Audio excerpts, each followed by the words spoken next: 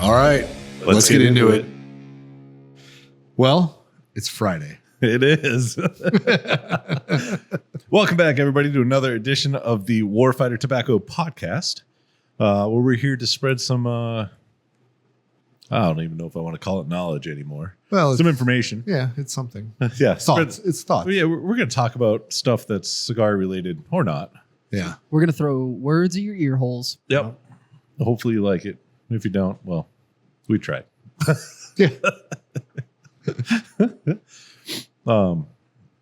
Yes, I'm just going to jump right in. I am smoking a 556 Field Connecticut Shade Okay. in double Corona. Nice. And I just didn't want to forget because I've been smoking it for a minute. It's less than a Robusto now. Yeah. Yeah. It's less than a minute at this point. Yeah. No, I got a 50 Garrison Oscuro Maduro in Toro. So. And then on deck, I have a 556 Garrison Corojo in Corona because it's one of my personal favorite sizes. And I have a 762 Garrison Rosado in double Corona. Yeah. I've been smoking a lot of double Coronas lately. Well, we are discontinuing them. Yeah. Well, but it's not even really, that's not the reason that I've been smoking them lately. So what is the reason you've been smoking? Because it lasts a little bit longer. And I have to relight my cigars like 5 or 6 times throughout the day because I'm doing other things. Yeah. And so I feel like I go through less cigars when I'm smoking a double Corona versus if I do a Toro or Corona or Robusto. It's true. Yeah. Yeah. But for the listeners that heard we were discontinuing Yeah. Corona, why would a company discontinue a size? because it doesn't move, or they're introducing another size and they don't want their lineup to be right. Here we have this cigar and we have 47 different sizes of it. So for us, this is one of our least popular sizes. It just doesn't sell as well as the others. Yeah. One of the great things that the listeners should know, though, is because of that, most of the double Coronas, they got some age on them. They have some age on them. Some of them delicious. Some of them are, some of them are very good, but some of them are probably 3 to 4 years old. Yeah. So, like some people charge a premium for aged cigars. So, so if you're buying double Coronas, it's the cheapest cigar you can buy now, I think. Yeah. It's the biggest cigar for the money.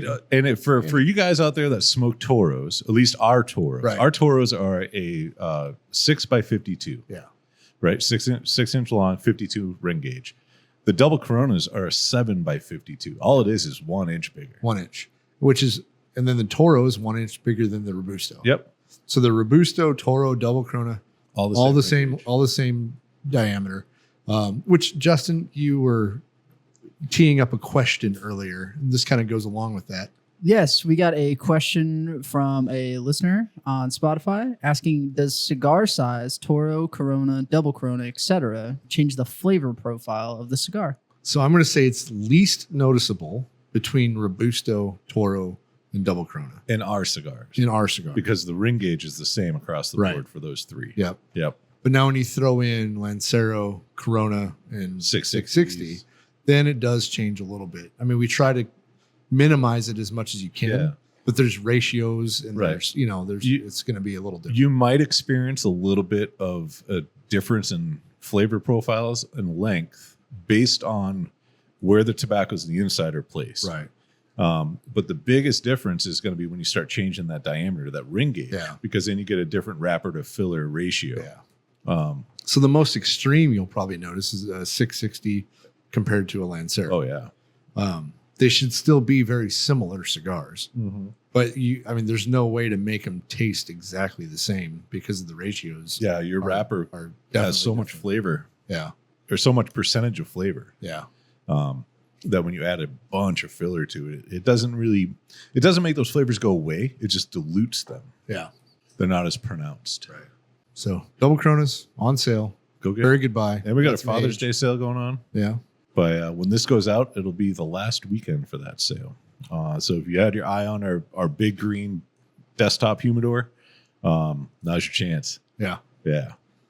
And then we got the Coronas or double Coronas up there, excuse me. Some travel humidor bundles. And if you're listening to this and you're in the El Paso area, I'm going to be at Vitola's tonight on Fort Bliss. Yeah. And, I was supposed to go, but I'm closing on my house, and I'm probably right now officially homeless. Yeah, absolutely. Yeah, I'm a homeless vet. So Scott, I'm going to set up a GoFundMe. Well, you have to update your Instagram. you're not bio. homeless, but you don't have any power or water right now because that all got shut off. no, right? by the time this comes out, I should have already closed. Oh yeah, you're totally homeless. I'm homeless. Yeah. Yeah. So I sold my house. I live in a camper down by the river. What a fucking dream. Yeah. It's a little bit bigger than a van, but I was working my way there. Scott's taking this whole minimalist thing real seriously. Yeah. So I'm a homeless vet. now the plan is to I bought a couple acres, and I'm going to start building something here in the next couple months. So, Yeah. but step one was to free up all the equity I had in my current home. So yeah. You know? But the homeless vet joke, I think I'm going to use it for a while. Oh yeah, you have to own that. Yeah. Yep. Yeah. Is that going to be part of your new introduction of yourself? Hi, Scott Jansen, owner of Warfighter Tobacco and homeless veteran. I'm just going to put it in and I'm going to get rid of El Presidente and put homeless vet. It just on your signature line, Yeah. your emails, homeless veteran. It's not about what you did in the past. You need You have to to live in the change. present. You need know? to change your Facebook profile to say homeless veteran as well. I probably should. And then on your Instagram in the bio, like just go hard in the paint with it. Scott identifies as a homeless veteran. I don't identify. I'm actually homeless. Anyway, what else we got? Let's just hit the questions. All right. Let's knock them out. The next question we got is different kinds of humidors and the material/construction. Does that impact cigars?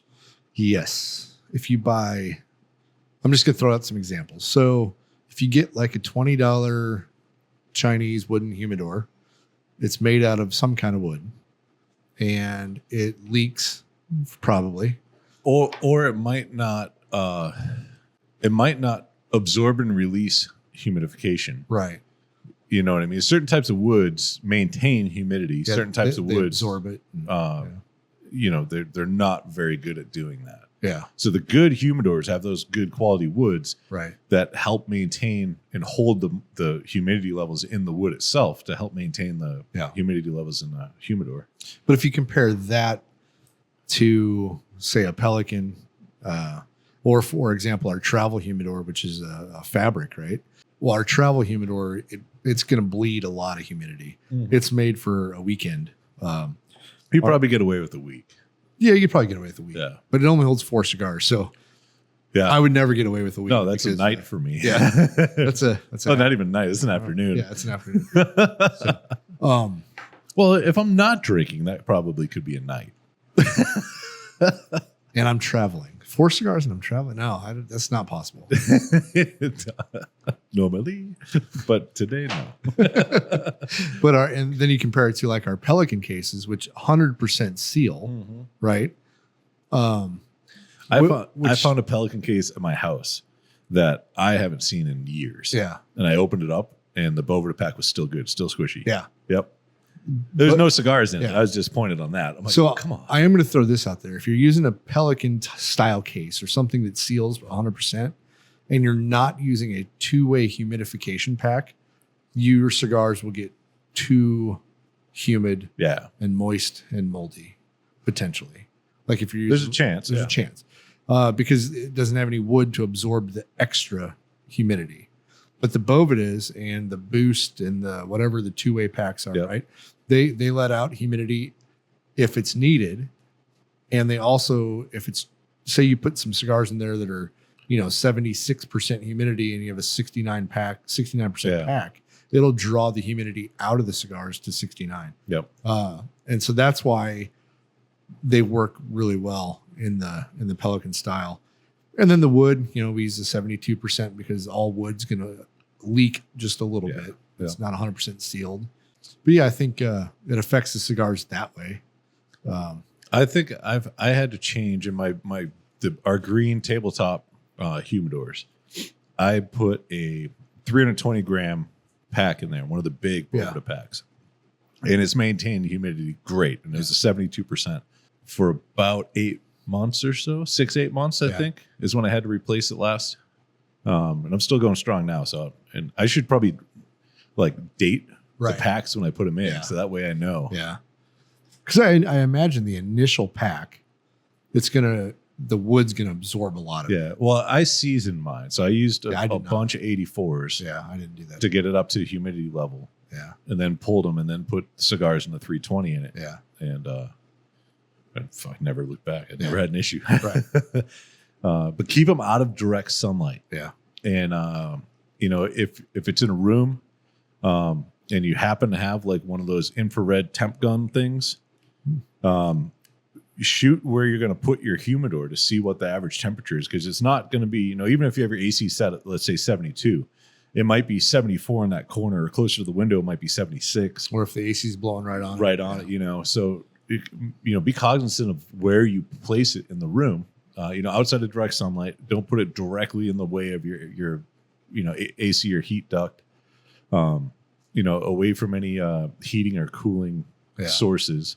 And it should be perfectly fine. Yeah, that makes sense. So, but other than the humidity, I don't know the different. I mean, if you use the really, do you think they're talking about like Spanish cedar and all that kind of? Like, you're going to get some of that if the wood is really strong smelling cedar flavor. Or, eventually, the cigars absorb whatever the environment is that they're in. So eventually, it's going to start taking up some of that flavor. And if you want an example of that, put a flavored cigar in with your non-flavored cigars for a while, and you'll eventually just take a flavored and a non-flavored and stick them in a Ziploc. There you go. So that way you're not ruining the rest of your cigars. Yeah. But you'll see that the non-flavored one will end up being slightly flavored just from pulling it off the other one. Yeah. Yeah. What else? When's the last time you smoked a flavored cigar? I have 2 that we were supposed to smoke. Yeah. Still in mind that I can't bring. Like we were? Yeah. Oh, yeah? Yeah. What? One of the. When did you get them? At the show. Oh, okay. Oh, yeah. Yep. Yeah. Yeah, I don't know the last time I smoked a flavored cigar, an infused cigar. I don't know the last time Michelle smoked one. That's good. Yeah. I mean, I'm not nothing bad, nothing against. Every now and then I don't mind one, but it has to be one that I know. One of my go-to cigars, probably 8 years ago, was a Fat Bottom Betty, and it was also hard to find at that point. So when I found them, I'd buy whatever I could get. That and tobacco. Those were really good. They're both really good. But now, I don't know if I could do a whole cigar now. It's so much. I'll do a little one out of the tins. Oh, yeah, the cigarillo it's ones. Like a taster, Yeah. I can do that probably.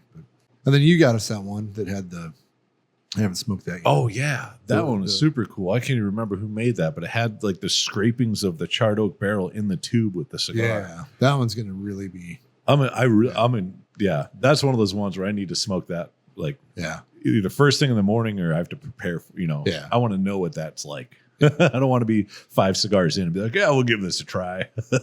Right. Or maybe you do and you don't know yet. Yeah, who knows? I should have bought 2 for each of us. That way we could have. Yeah. Any other questions? So we had another question asking about doing Minutemen sizes in the specialty blends. So our San Andreas, Victory, stuff like that. That's been an ongoing question. We've got a couple about those. Yeah, I mean, we've got not just Minutemen size, but other sizes in them.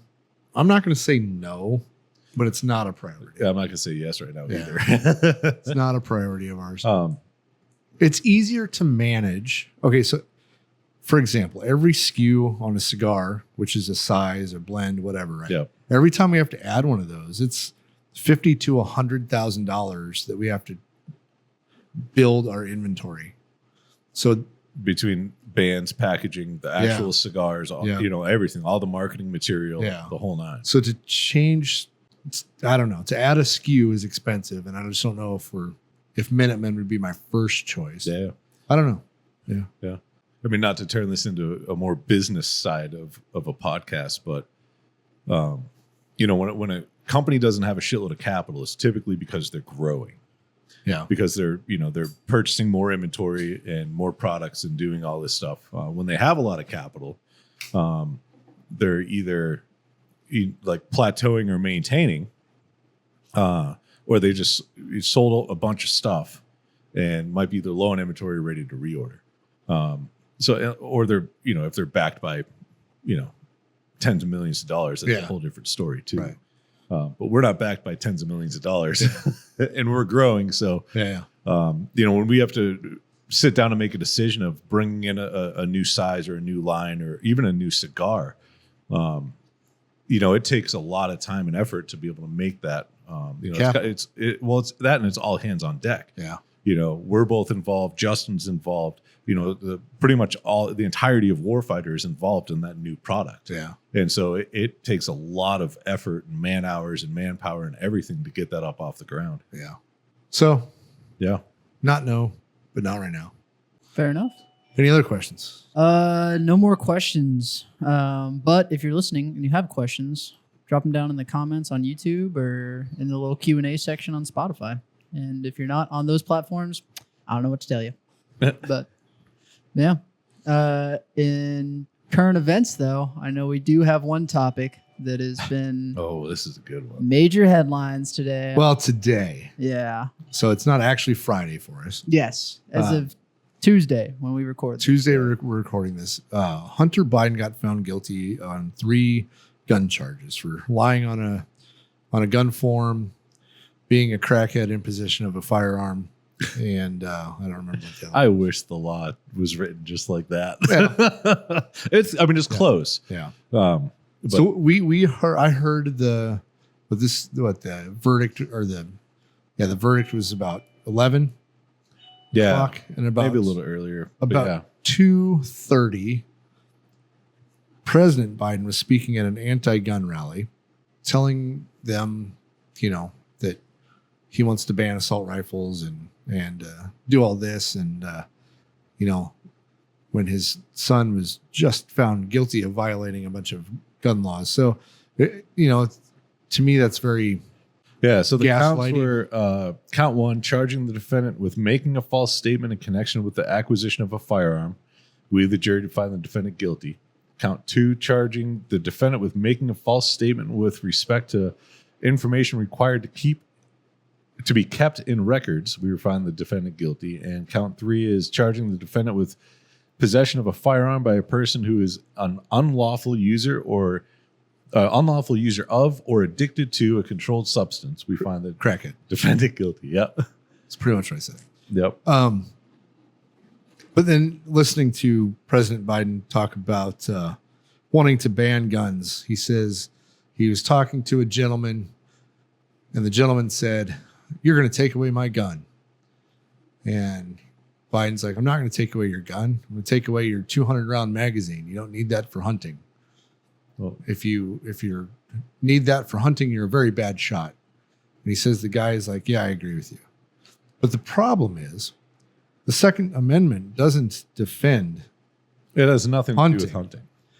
And then Biden says, "And if you plan on trying to go against the government, you're going to need an F-16."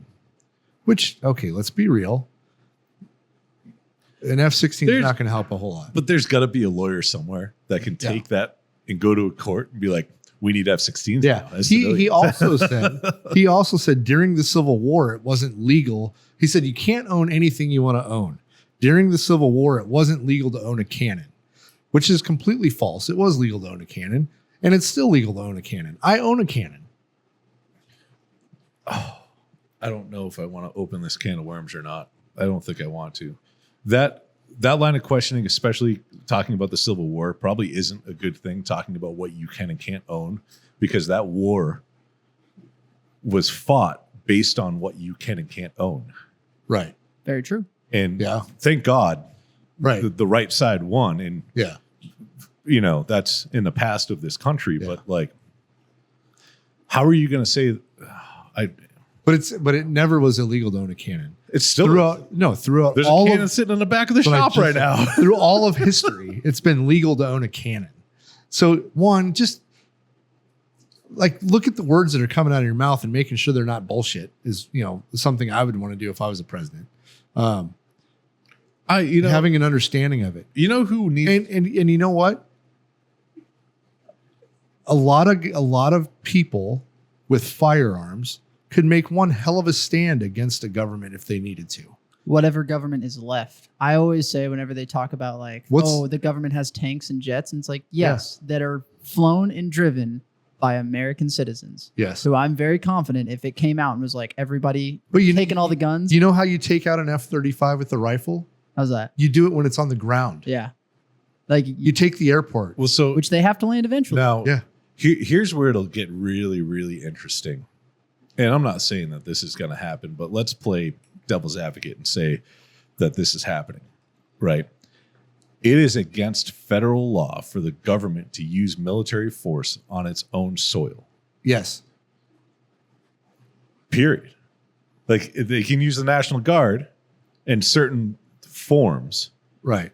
But to see somebody make a decision to use a tank or a fighter jet or an attack helicopter against U.S. citizens on U.S. soil, just think of how that's going to end. Yeah. You know what I mean? And all the governments who tried to assert themselves on their own population. Yeah. The first thing they did was ban firearms. Yep. So this is a double-edged sword. If you're saying the Second Amendment isn't to protect us from our own government, when in actuality that's how it was written and why it was written. Yeah. Right. And you try to ban firearms, in my eyes, that's the first step toward the aggression. Right. Right. Because we've had firearms in this country since day one. Yeah. Yes. Do some of them, is it problematic that everybody can own, like the majority of people can own a firearm? In some instances, yeah, because not everybody should be allowed to own a firearm. But most of the crimes are committed by people who are not allowed to own firearms, like a crackhead. That have illegally acquired said firearm. Right? So you're gonna take firearms away from the people that aren't crackheads, buying them legally, not throwing them in dumpsters behind Walmart. That's where the problem is. Yeah. Enforce the laws that are on the books that say, you have to enforce the laws that are on the books. Stop punishing the people that are doing it legally. Yes. And Yeah. Don't punish the masses for the 1%. Right. Yep. And don't threaten me with me needing an F-15, because guess what? There's people in this country that probably own F-15s. Yeah. But those, and the people that own those F-15s, will they ever use them maliciously? Probably not. No. Yeah. You know what I mean? There's a lot of people I know that own tanks. I want to own a tank. Yeah. Not once have they ever used it maliciously. Well, no, I guess that was a stolen tank from the National Guard. All he was trying to do is drive down the road. He didn't do anything bad. He didn't mess anything up. Yeah, he did. He ran over a lot of shit. But he didn't shoot anything, anybody. You need a crew for that. He was a one-man. Proves the point. Yeah. Yeah. So by one person having a tank doesn't mean that thing is fully functional. Right. Yeah. It's just really hard to stop a tank. Yeah. But also you got to think one dude with a bulldozer that up-armored it did more damage. You know what I mean? He did a lot of damage. But he didn't injure anybody. Yeah. He did property damage to people that were against him. Yeah. Because he was sick of the local government. Yeah. We haven't talked about banning bulldozers yet, but yeah. I don't know. It's just very, very, in my eyes, it's very hypocritical, very gaslighty to be preaching to me about my gun rights and how little I should have. While your son is a crackhead and just got charged with the shit. Just got convicted. Yeah. Just got convicted of the shit. He is a convicted felon now. Fucking felons. I appreciate all of these court cases lately that have been happening because all my friends that are felons now have a light at the end of the tunnel and they're like, well, shit, a felon might be the next president. You know what I mean? Like right now, the first son is a felon. Yeah, if you're a felon, your dad may become president. If you're a crackhead who felon with illegal firearms, your dad could still be the president of the United States. who bangs your dead brother's widowed wife, like Jesus Christ, like that family should not be able to tell me anything about how to do anything in my life. If only Jerry Springer was still Oh around. my goodness. God, imagine getting the Biden family on Jerry Springer. Isn't Jill's doctorate also like an honorary doctorate too? I have no idea. Oh, I don't know. I'll have to look into that one. Yeah, that whole family is just a clusterfuck. It's the Biden crime syndicate. Yeah. It's crazy. Anyway, we shouldn't get too much into politics in the show, but like, I mean, fuck. No, don't preach at me about my gun rights and the same day your family's all fucking tangled up in it. I think somebody needs to run for presidency on all I'm going to do is enforce the laws that are on the books. Nothing new, nothing less. Just what's there. We're just now going to enforce them and pay attention to Yeah. them. And just watch and see how the country turns out in 4 years. You know what I mean? Like, I'm gonna fact check myself. She does have a doctorate in educational leadership from the University of Delaware. So There you go. I was fucked up. but I mean, it's an election year, so guns have to be on the chopping block. You know, I get it. it's been like this for the past 40 years. Yeah. You know, And should criminals have guns? No. Like it's easy. but it's always been that way. It's always been that way. You know, if you are convicted of a felony, then you no longer can own firearms and you can no longer vote. You know, like unless you get it expunged, or Right. you get, you know, whatever, pardoned, whatever the case may be. Yeah. But there's a process for it. Yeah. You know, buying firearms illegally, like, But what drives me crazy is when they arrest people who shouldn't have guns and then they're out of jail immediately. yeah, they don't charge them with Yeah, there's what no they should be. Yeah, there's no consequences to Or if somebody does, you know, I'm glad that they actually charged Hunter Biden for lying on a 4473. it. Yeah. Because it sets a precedent which will never be followed, but it's there. Yeah. You know, but we've witnessed things in certain times in the past where, you know, and not personally, it never happened at Silencer headquarters at the gun store, where straw purchases happened and people got killed, Yeah. and the person that did the straw purchase got probation Yeah. Knowing. instead of accessory to murder. Yeah. And they knew that it was going to happen. Yeah. Like, I stopped a straw purchase one time at a gun show. Mhm. You remember that? Were you there? yeah, the guy was pissed. Well, and okay, so this is funny. 2 cops are at my booth. The one cop's like, this is the gun I want. He owes me money. He's going to buy it for me. I'm like, I can't do it, boys. Like, you can't do it. That is the definition of a straw purchase. And I had to, they're like, why? What do you mean? I'm like, that's a straw purchase. What's a straw purchase? Yeah. Well, it's literally when you're buying a gun for somebody else. That's not immediate family. That's not immediate family. Yeah. Right. If it's immediate family, like you can gift guns. Yes. Yeah. And they're like, but we're cops. I'm like, I understand that.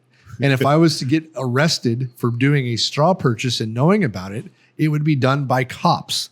Like, I'm sorry, guys. It's like, this is even more important. Yes. now. Like, you know, we all eventually It's like, chuckled. But Oh, you're cops? That's okay, cool. I'll Yeah, just yeah. let the ATF know that the cops are doing a straw purchase. yeah.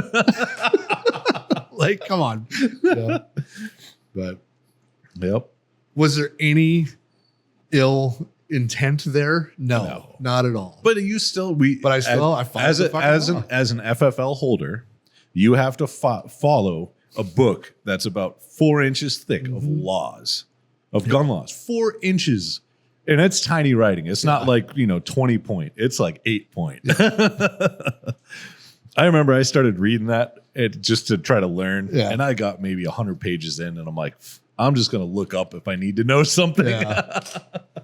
Yeah, it had a very good Table of contents. Table of contents. Yeah, so, could reference it, but yeah, just enforce the laws that are on the books. yeah, and not even just in the firearm side of things, just across the board. yeah, across the border, if you will. Yeah, that's a whole nother can of worms. Yeah. But okay, so what else is in current events? Anything else going on? I'm looking for something that's not Political? politics. Yeah, right. It's really hard. There, in the cigar industry, there's a lawsuit that's going on between Gurkha and Davidoff Yeah. about Year of the Dragon trademark. And the judge, I guess he dismissed a part of the case because the two companies that were listed on the lawsuit weren't actually involved in any way. One of them wasn't selling the cigar, and the other one didn't hold the trademark. Right. So they dismissed that part. But it'll be interesting to see because there's at least a dozen other cigar companies that released a Year of the Dragon cigar. Yeah, I don't know how you can trademark something that's like a calendar. In like I'm gonna trademark February, but the trademark is pending, and it was pending as of 2022. Right. So it was almost like it was like, ooh, Year of the Dragon's coming up. Here, let me get this trademark real quick and then sue everyone. Yeah. you know. No, that's weird. I had a Year of the Dragon from Davidoff the other day. It was pretty good. Yeah. Yeah. I have not had one of You those. have. I did? It was long and did not have a band on it. Oh, yeah. Yeah, but I had one that was short and had a band on it. It was the same cigar. Yeah. Yours was way more expensive, though.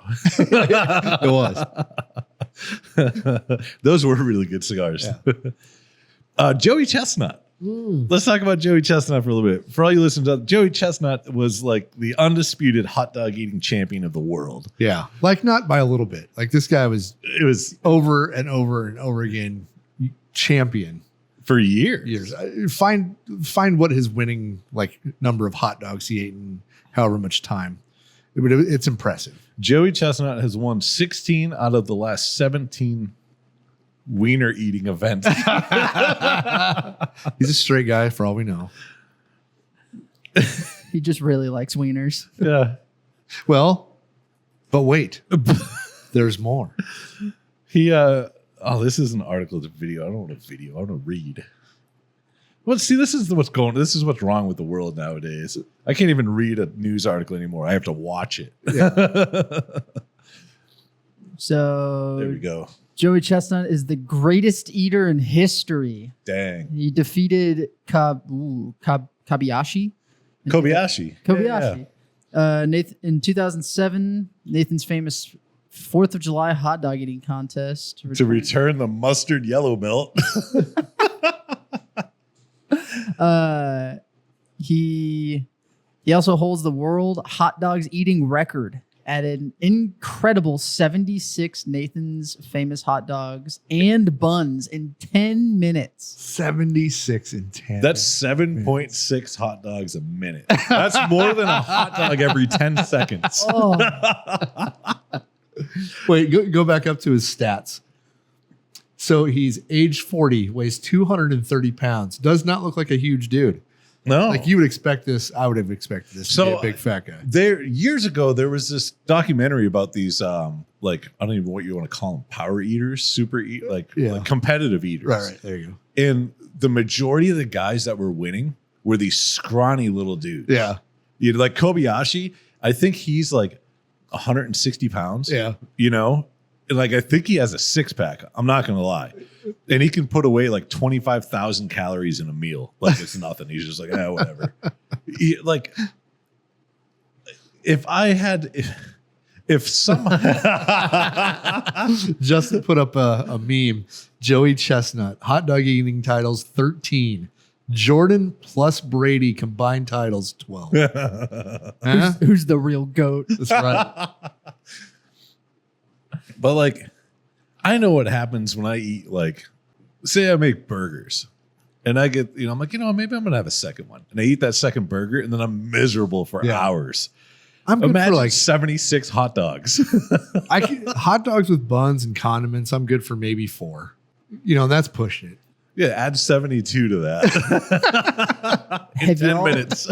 Have y'all heard of the 9-inning challenge? No. So it was big about a month ago or so. I saw a few, but what it is you go to a baseball game and you eat one hot dog and drink one beer every inning. And in a traditional baseball game, there's 9 innings. And it was fucking hilarious to see these guys get to like inning 5, 6, 7, where they're not only obscenely full, but also like half-ass drunk. Right?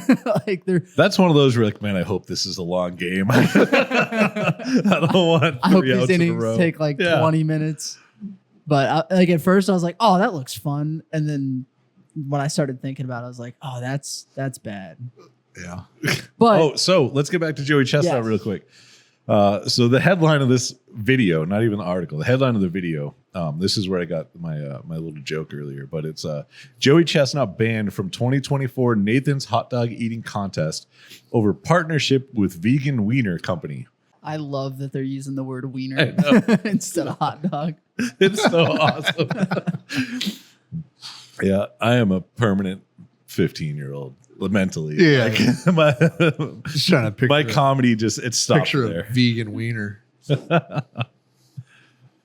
Yeah. I'm trying to find the money number that got him to step away from, because that's like that's his Super Bowl every year. His 4th of July, the hot dog eating contest, and a vegan company was like, "How many zeros we need to pull you away from that?"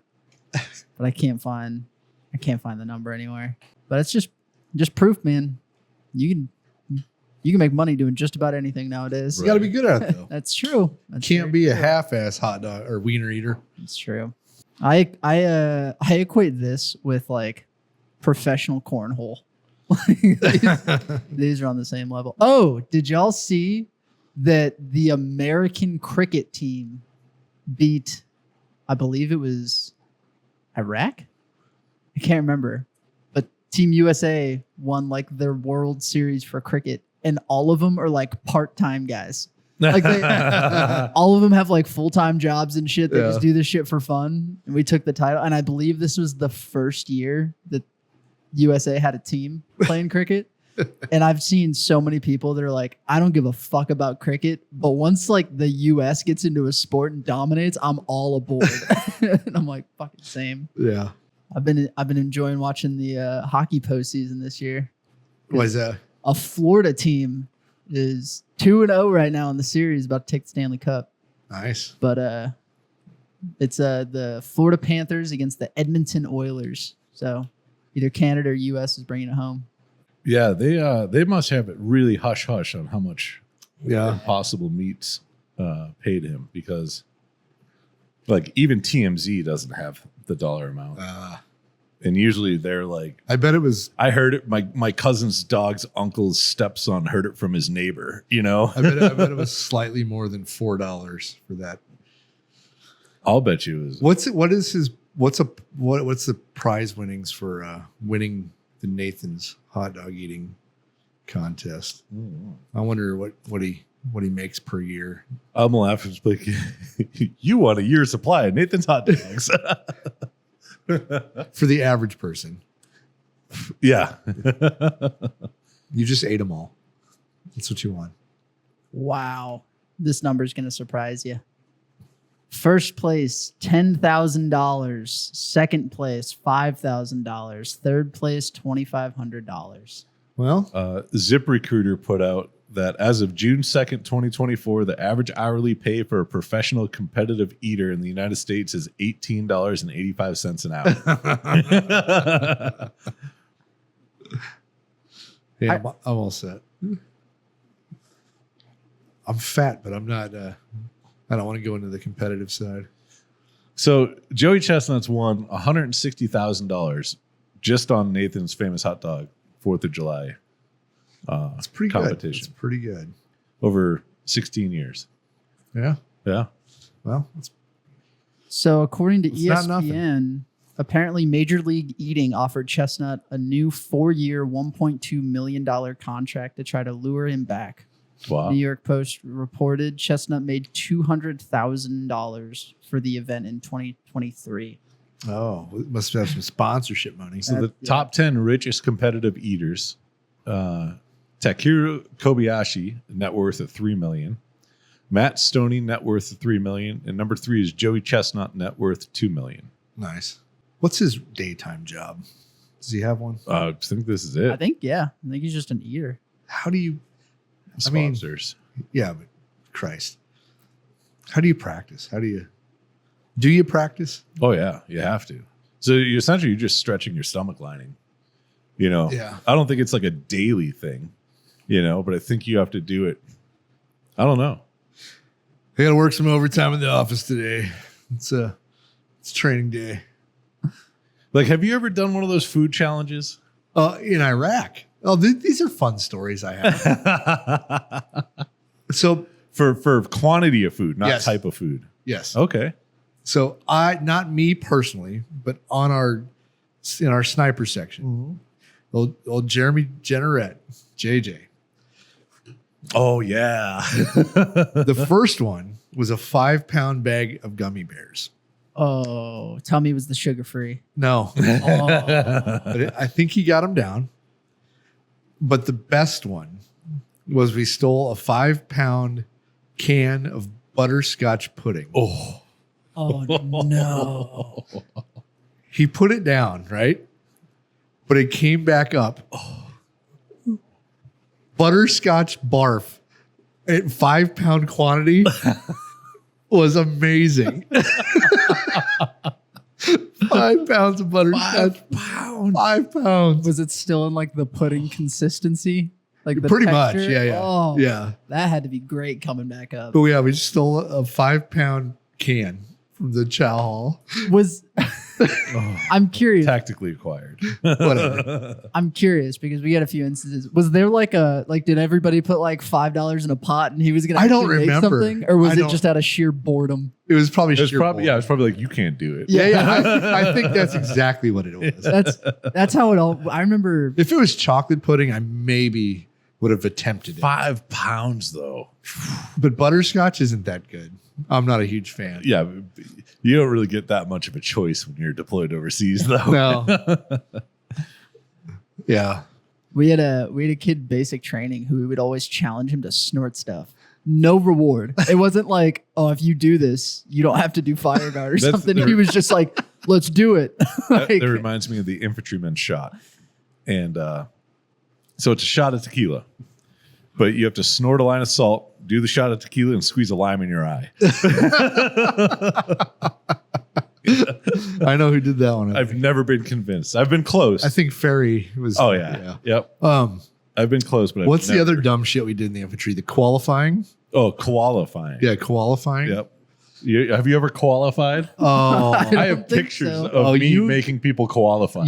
God damn it. If you were still in, I'd make know. you do this. So qualifying is where you have a guy, you help position him, But he's- upside down. But he's in the K-pot, right? Yep, he's in full battle rattle. Yeah. K-pot, flak vest, the whole nine. And you position him upside down on a tree, and he has to wrap his legs and his arms around the tree and So hold on as it's long a as he skinny can. enough tree where you can lock your hands and your feet. around. Oh, And they sit there upside down. And what was it, like 7 minutes for expert or something? Yeah. It was like 3 minutes, 5 minutes, 7 minutes or something. And it sucked. It It sucks. sucks so bad. And then when you're done, you fall on your fucking head. Like, Nobody helps you. They Nobody help you helps up. you, They don't yeah. help you down. yeah, we used to do that all the time. Qualifying. Fuck, Manthe, that was my favorite. He was a beast. He was at it. great at it. I think he went for like 15 Yeah. minutes or At something. one point, we were just like, okay, you got to get down. Yeah. We're moving out. Yeah, we got to go. Yep. you're taking all the fun out of it. You're too Yeah. good at this. Seriously. Yeah, Yep. qualifying. The one I hated the most was the halo jumper. And you had to put a K-pot on the ground, a helmet, and then you had to balance yourself just on your stomach on the K-pot and lift your arms and feet off the ground like your halo. And you can't have your arms or feet hit. Oh, it fucking hurts so bad. Oh, Well, we just happen to have a K-pot in the nope. office. Hard pass. Yeah, we used to do dumb shit like that all the time. Yep. I hope there's some NCO out there listening to this episode. If it's not still a thing in the infantry, I'm disappointed. I'll bet you it's not. Oh God, it should be. If Bring you- it back. If you're an NCO in the infantry, go make one of your privates qualify. Yes. And send us a picture with his qualification. A video. Yes. Yeah. A video would be awesome. I know I have pictures Yeah. qualifying because we were we were at Fort Knox when we did those ones because we had a little bit of downtime out there. Didn't do much in Iraq just because there weren't that many trees. Yeah. We did it a lot in the back 40 though. Yeah. That was definitely a thing. Any new guy for sure. Yep. And we had everybody gathered around. It was a platoon It was a thing. Yeah. God, that was so fun. I think, I'm pretty sure they still don't do that. They should. It's not really hazing. You get, I mean, It's physical exercise. yeah, it's just fun. There's good like training there's that no comes out of it. camaraderie. You're building a team. Yep. Building a team. Yeah, there was all kinds of. Yeah. Yep. The Little Man in the Woods. That's the one I hated. No, that was That was brutal. brutal. You're doing jumping jacks, but you're in like a squat position. And it's like, It's you like get the Russian, what do they call it? The mamushka or whatever yeah. dance, but you're doing jumping jacks. Oh. Yeah. You get like Yeah. 6 into it and Yeah. it sucks. Yeah, that doesn't sound fun. No. Pro mask run, that was the worst. Pro mask football was really fun though. But people always got hurt. Yeah. Yep. I remember that we did that we did it in Kuwait. Yeah, I remember in Kuwait. And that lasted like 15 minutes. Somebody got hurt and they're like, okay, not allowed to do that anymore. We're Yeah. like, oh, there's nothing to do here. Yeah, Kuwait was interesting. Oh, that Kuwait sucked. It was hot. People throwing grenades in tents. There's all kinds of weird shit happening in Kuwait. That's not a normal occurrence, but that did happen. Just those two things about Kuwait. Yeah. Just it was hot and grenades and tent. I mean, what else do you need? That's good enough to say it's. The fucking sandstorms were so bad you couldn't see across your tent. Oh, Like we were in one. you remember when Alan got lost? Yeah. We had to go find him in the we were sandstorm path. yeah, you couldn't see anything. Like we were in our tent. It was, I don't know how long was the tent. It was probably 40 people in the tent. So it was pretty long. Yeah. But you couldn't see the other side of it. No, it was bigger than that. We had 2 platoons in it. Oh yeah. We had 60 people in it. Yeah, so it was probably that was a good long tent, Yeah. but yeah. Yeah. You got a picture. Somebody has a picture of the Chow Hall line during the sandstorm, yeah. and the line is so long it just disappears into the red air. Like, yeah. Anyway, what else we got? What time are we at? We're sitting right about 50 minutes, boys. All right, we're time. It's time to wrap this up. Yeah. Other than this, we're just going to get into stories that we can't tell anyways. So let's talk about what we were drinking and how it went with the cigar, because it went deliciously with the Connecticut. Yeah. We're drinking a really nice bottle of tequila. So our little Mexican buddy Miguel brought that in for us. I'm just going to butcher the name real quick. It's Corralejo 99,000 horas. It's an añejo. Yeah.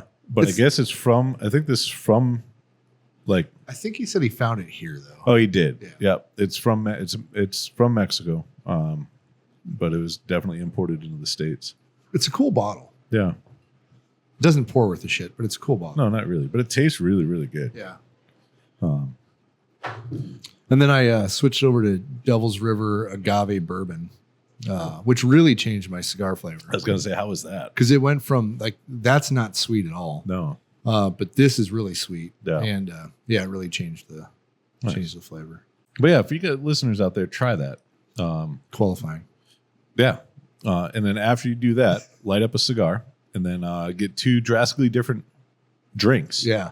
And drink one, smoke half the cigar, and then switch and drink the other and smoke the remainder of the cigar and see what different flavor profiles and tasting notes that you get out of it.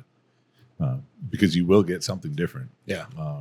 That drink will taste different and that cigar will taste different. It's pretty interesting. But yeah, other than that, don't forget our Father's Day sale.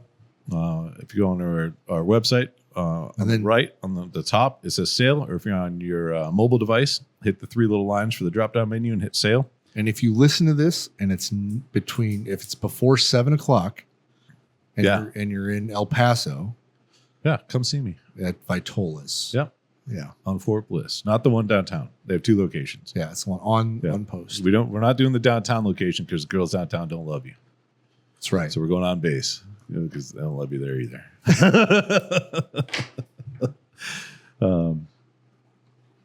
We missed anything? I think we covered all the bases. I think that's it, boys. Cool. I think we got it all covered. All right. Well, other than that, Cheers.